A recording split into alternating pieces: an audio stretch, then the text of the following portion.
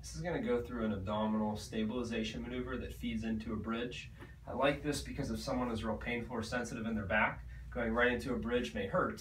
So this is a nice way to gradually work into it. So I kind of base this off of a pelvic clock type maneuver that Feldenkrais teaches, where I'm going to be lying on my back.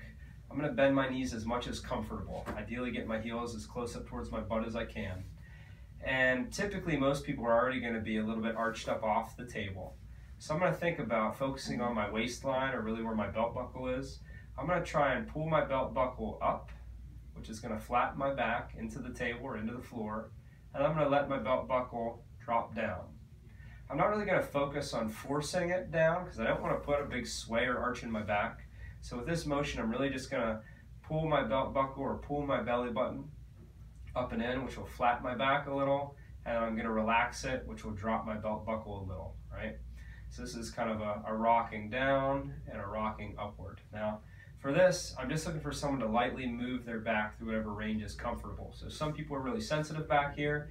As they rock their back down flat, they may say like that starts to pull or hurt a little bit, and then they get out of there, right? So they gently go to that threshold.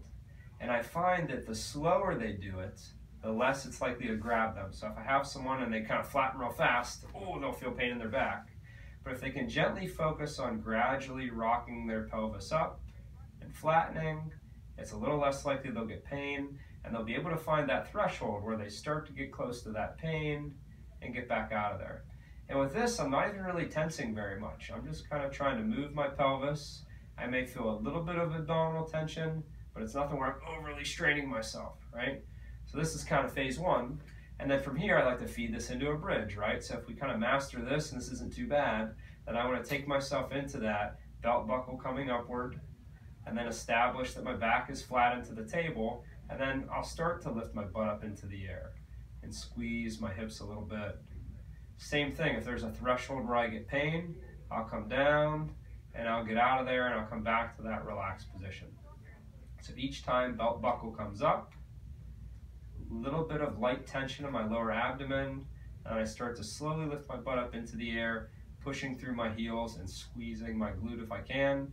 The goal for me would be for someone to be able to get up to where they feel maybe a stretch in the front of their thigh, like they're engaging their glute, no pressure or pain in the lower back, right? Tension here is great because they're stretching this, but I want them to feel anything that's discomfort on the backside. If they do, I want them to stop just short of it, and maybe go back to just doing the rocking of the pelvis. So it's just a nice gentle way to get up into that bridge.